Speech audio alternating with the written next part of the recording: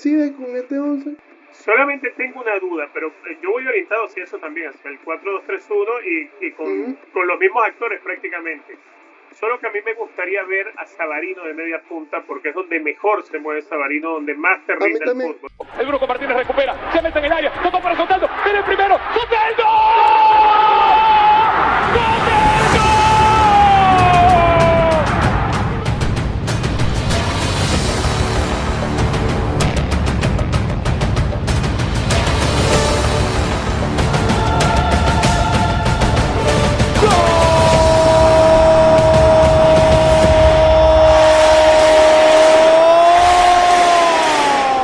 ¿Qué tal, amigos de MP Sports? Sean más que bienvenidos a nuestra plataforma, a nuestro canal, a nuestro programa. Hoy nos vestimos de lujo porque recibimos a un gran referente, pero sobre todo tengo el placer de llamarlo amigo, que Dios me dio la oportunidad de compartir cobertura con él hace unos meses durante la Copa América. Y bueno, sin más preámbulos, creo que no necesita tanta introducción, nada más con su nombre ya todos sabrán quién es y cómo trabaja, que es lo más importante, ¿no?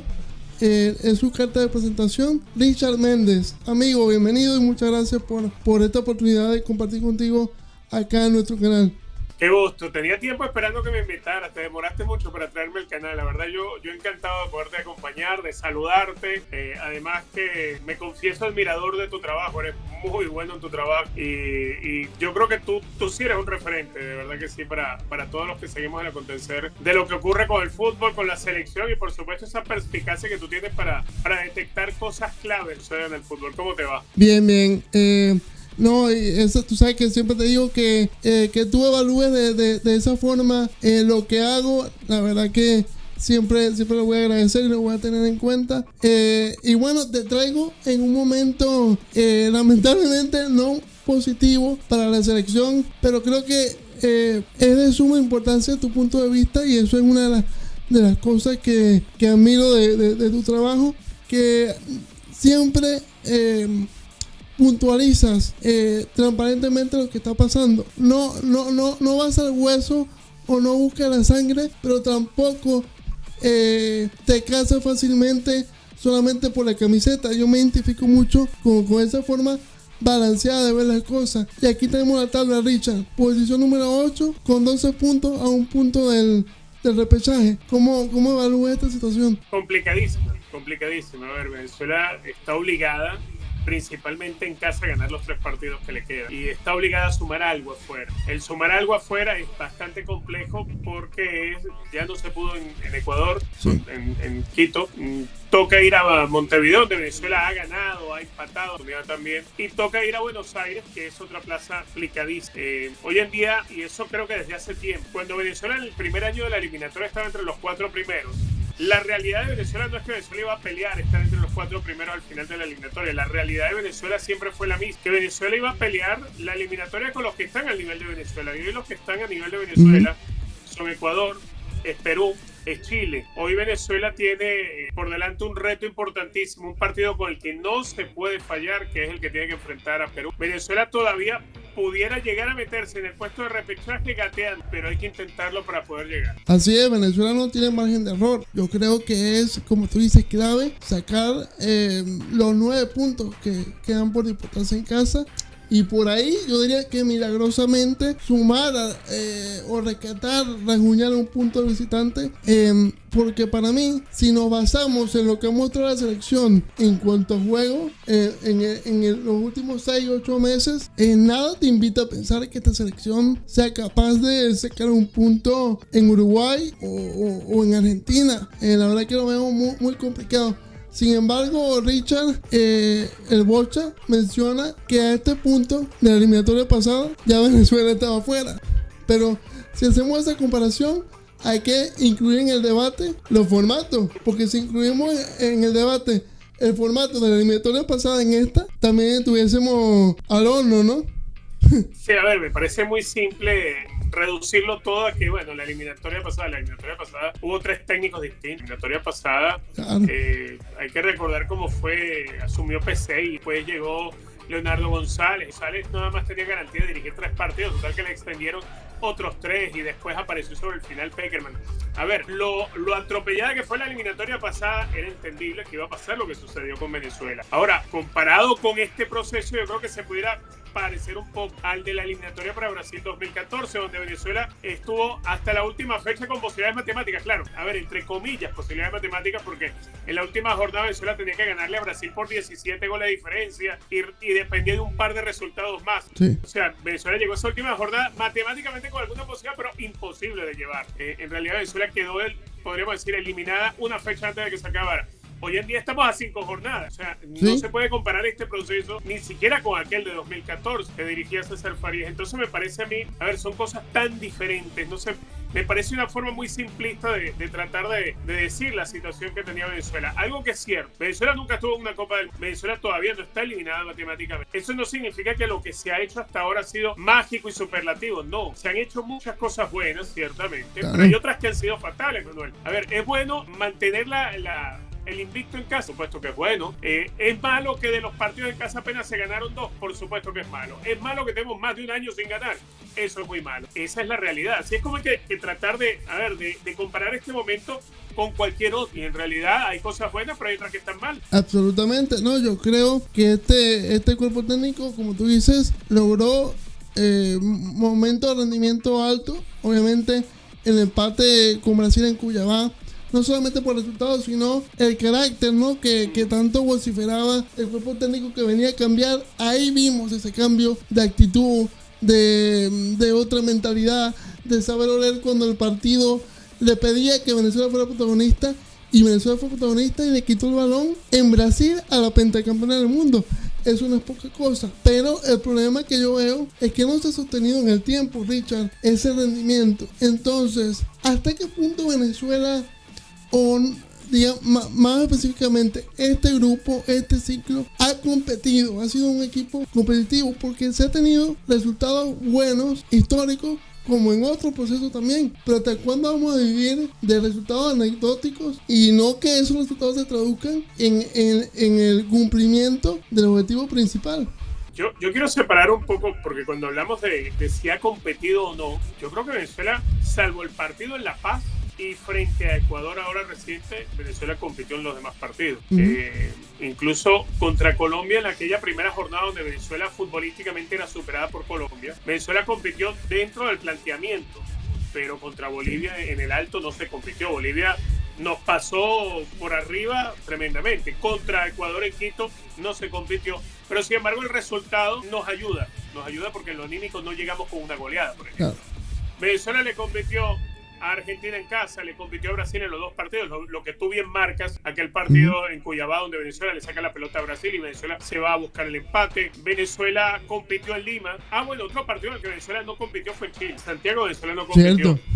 Pero después hay partidos que se compitió, pero que por errores, bien sea de planteamiento, bien sea de convocatorias, de preparación de partidos y desgaste de jugadores, o de errores puntuales, un partido como sucedió contra Paraguay en Asunción, que se ganaba, se estaba compitiendo, se estaba resistiendo y no se pudo sostener siquiera el empate y se terminó perdiendo. Entonces, Venezuela ha competido varios partidos, en otros no compitió, pero en algunos compitió y el resultado terminó siendo negativo igualmente porque se toman malas decisiones. Otro partido en el que yo creo que se compite muy bien es contra Uruguay, pero se compite muy bien y Venezuela se cae abajo porque le había pasado factura a Manuel de haber jugado con la base titular. Exacto. En el alto contra Bolivia. Nos comimos 4 y ya a los 20 minutos del segundo tiempo Venezuela no tenía oxígeno. Eso no pasó esta vez con Ecuador en Quito porque se reservó a varios jugadores. Eso era lo que debió haberse hecho para el partido en el alto. Llegar con los jugadores enteros, no importa perder en Bolivia, no importa perder en Ecuador, pero Uruguay era el Uruguay más débil en décadas y lo desaprovechamos. Ahora a Perú hay que salir a ganarle con jugadores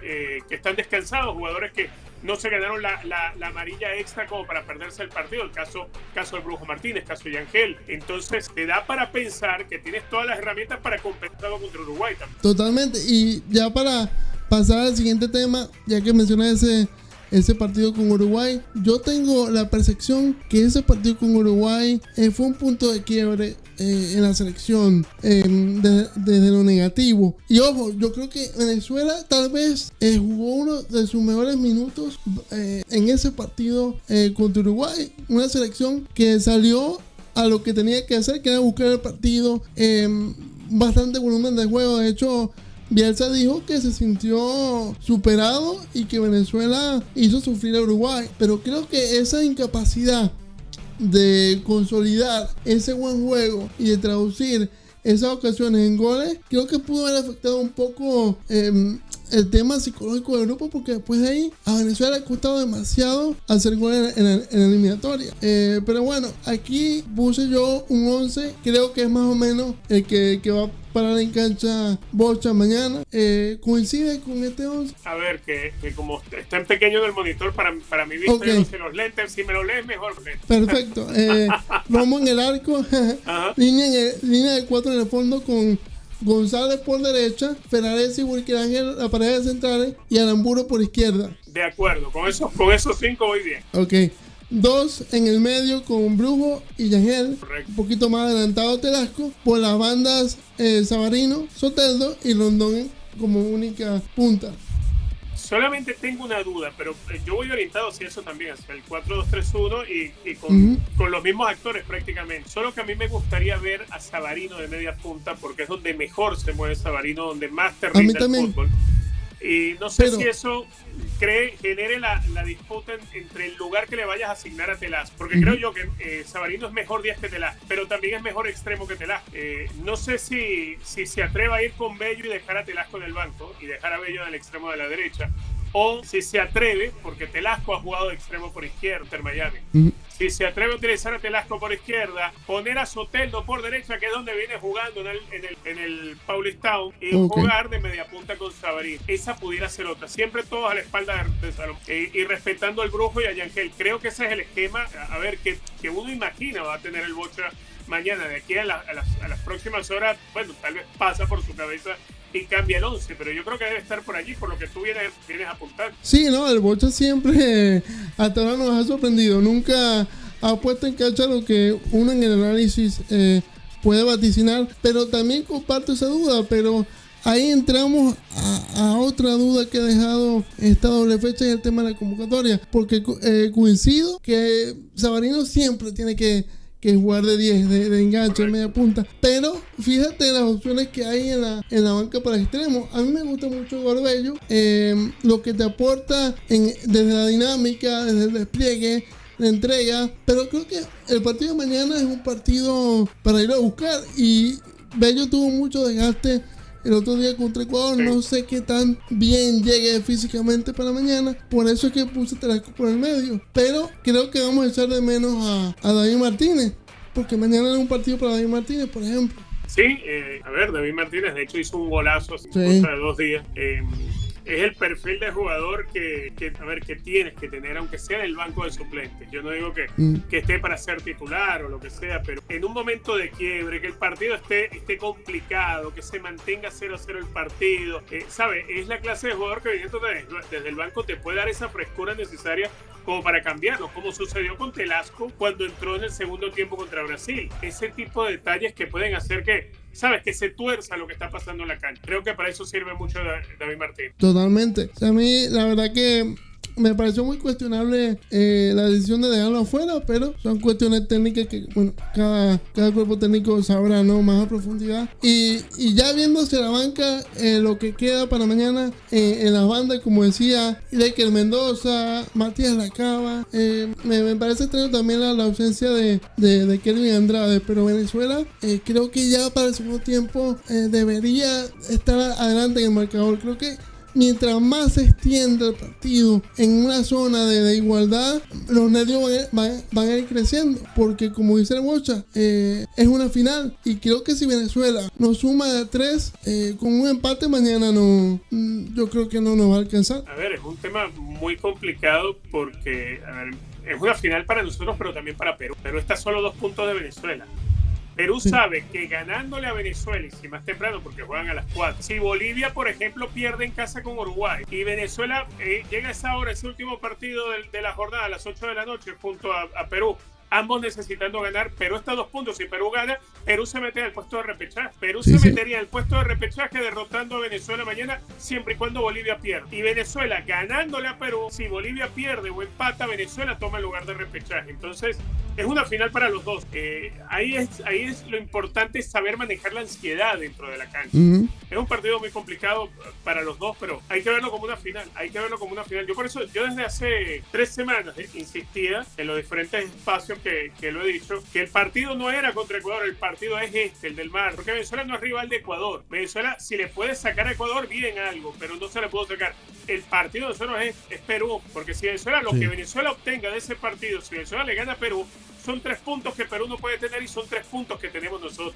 Son lo que en México llaman partido de 6 puntos. Bueno, nuestro partido de 6 puntos es mañana contra... Totalmente de acuerdo. Richard, y se ha designado para mañana un árbitro chileno. ¿Qué opinión te merece esta designación por parte de la Conmebol? Que como te leí ahí en Twitter, solamente ocurre esto en nuestra confederación. Una selección que, si bien es cierto, está de última, pero está a 3 puntos de Venezuela y a 4 del repechaje. O sea, está ahí metida en la pelea. No, el negocio redondo para Chile es que pierda Bolivia y que Venezuela y Perú empaten y ellos ganar. Ese sería el negocio redondo de Chile. A ver, yo creo que Cristian Garay, que va a ser el árbitro, que va a tener, espero que tenga un gran arbitraje y que sea totalmente justo. Yo creo que así. ¿Qué es lo que yo veo mal? A ver, ¿quién hace la designación de los árbitros? A ver, no tienes que ser un ingeniero que trabaje en la NASA para entenderlo. Simplemente echa un vistazo a la tabla y lee cuál es la jornada y te das cuenta que hay entre el puesto de repechaje y el que está de último, hay 4 puntos de diferencia. ¿En qué cabeza cabe poner a un árbitro de uno de esos 4 que están en la lucha a dirigir un partido en el que hay dos rivales involucrados que forman parte de la misma lucha por la repesca? O sea, es un tema de sentido común, ¿no? ¿Qué es lo que está pasando con esto? A ver, no es que va a beneficiar a Perú, porque Perú tampoco quiere un árbitro chileno. Son obvias por la misma razón que nosotros. Claro. Porque si el partido termina mal arbitrado y termina en un empate, es mal negocio para Perú y para Venezuela, pero es buen negocio para Chile. Eso es algo muy claro. La designación lo que hace es exponer mal al arbitraje, exponer mal a la terna chilena, porque toda decisión que haya mañana, toda decisión que le protesten al árbitro, sea en favor de Perú o en favor de Venezuela, todas las decisiones van a ser altamente protestadas, y van a ser protestadas en la tribuna, con los jugadores, y van a ser protestadas por los medios de comunicación, por la designación de un árbitro de una nacionalidad que está involucrada en la lucha, que también está involucrado los dos. No tiene lógica. Claro, le pone todo el foco Conmebol al árbitro de una manera innecesaria, pero bueno, así son las cosas que pasan de ese lado del mundo, ¿no? Richard, agradecido por estos minutos que nos ha dado en MVP Sport, y bueno, esperemos que la próxima invitación sea para analizar una victoria de la selección, porque como le he dicho a mi compañero aquí en el canal, los últimos programas lamentablemente han sido para analizar un contexto negativo. Ya hace falta que esta selección vuelva nuevamente a ilusionar, a recobrar esa conexión con la gente que había forjado el año pasado, que lo vivimos, como la gente estaba metida con la selección, y esperemos que eso vuelva, ¿no? Más pronto que tarde. Amén, Manuel, que así sea, que la próxima vez que estemos hablando no solamente de eso, sino de las altas posibilidades de Venezuela de clasificarse a la Copa del Mundo. Dios quiera que así sea. Gracias por invitarme, la verdad que sí, yo siempre a la orden. Gracias, Richard, gracias, un abrazo a ti y a toda tu familia. Igual para ti, a la gente, gracias por ver este video, suscríbanse, denle like y estaremos pendientes a lo que va a ser ese encuentro entre Venezuela y Perú en Maturín este martes. Hasta luego. Usted escuchó el contenido más valioso, MVP Sports.